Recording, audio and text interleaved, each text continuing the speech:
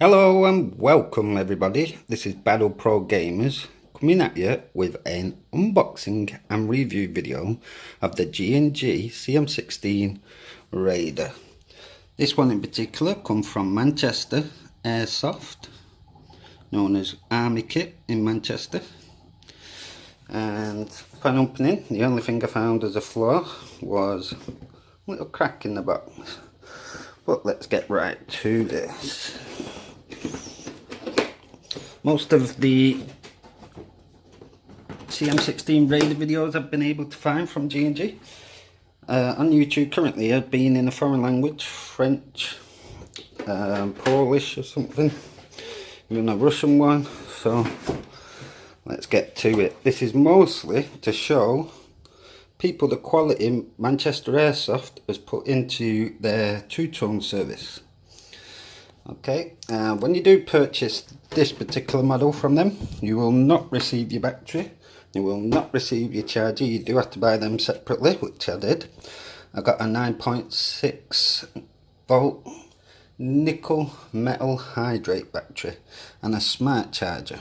I think the additional cost was £40 odd. You will, however, get some of their official BBs from G&G. These are obviously user manuals and catalogues. So let's put them to the side. And as you can tell, I have actually fired this weapon. Quick screenshot now.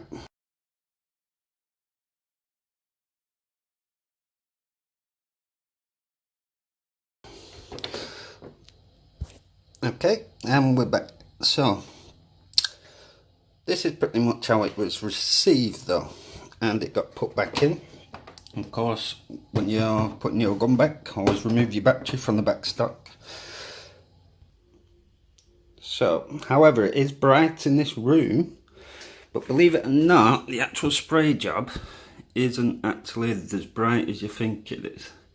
As you can see, when I stand in the shadow of the light, that sticker is actually brighter. Now, looking at detail, they've sprayed this really good. You can still make out the G&G ornament without any over drip. It's gone right down. And again, for the stock.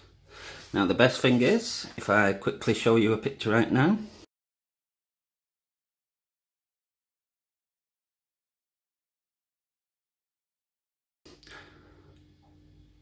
There we go. They haven't done the body, which is brilliant for Manchester Airsoft, and I can't say the same for obviously patrol bases pre-spray guns. So we've got the latch, there's your hop-up unit. Now this is version 1 with a version 2 gearbox and a MOSFET. However, version 1, when you pull back, it does not open the hop-up. You will have to open that manually. Your mag release, it is not ambidextrous for the firing modes. Now obviously after firing the gun itself, I had slight issues with the magazine, which I'll go into in just 1 second. Standard iron sight, no choice iron sight, but let me show you something I was also impressed with. If you look towards the barrel end there, you would think, oh, they've done that red. Not at all. So you might have seen Americans with this type of A&G. That's just the cover cap. And there it is, the flash hider. Theirs is normally red. They'll also have a nick in the barrel. Now naturally ends up here. And yes, quick, easy, uninstall for a suppressor, and you can put in the longer barrels for better accuracy. But yeah, so flash hider actually comes off, it's not glued in, and it's still intact with its same colour. The only thing is, what I won't be using is any of these. Now it's not for any reason of G&G, but I've seen one too many videos where straps have actually broken when people have jumped and they've ended up on the floor. Now the problem is with two-tone here in the UK, we have to have it until we UK are registered. And I do mean registered, not that you get a license. A lot of people get confused.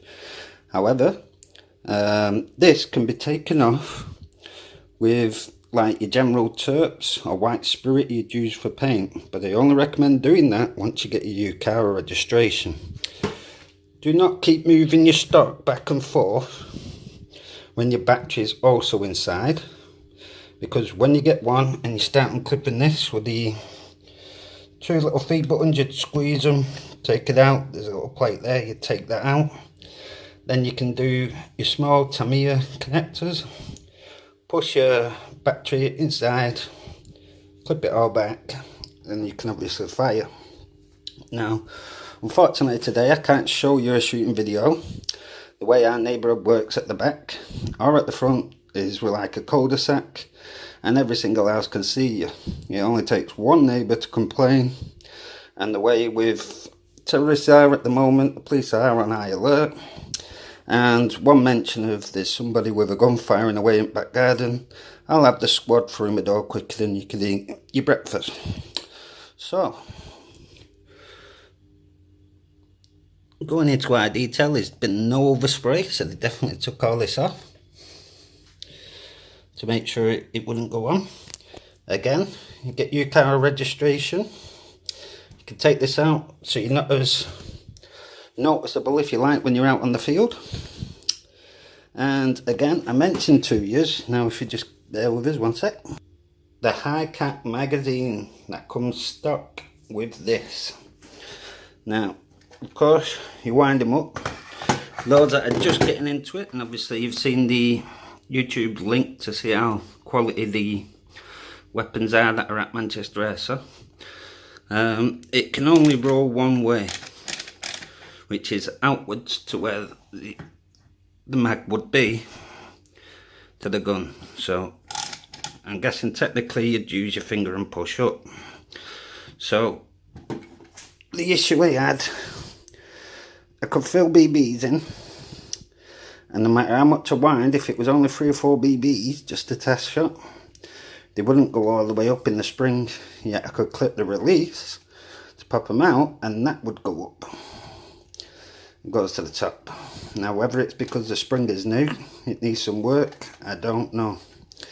We'll have to get it to a field to better review that for you maybe later on, and show you some in-game footage from the GoPro once I get out there. So of course I'll do my best to keep this video as short as possible. Overall, when I did fire, it was decent, and did empty blank fire a few times. I'm guessing it's either the BBs that I used, which was not the stock. There was them, is it Neutral's Razor BBs at 0.2.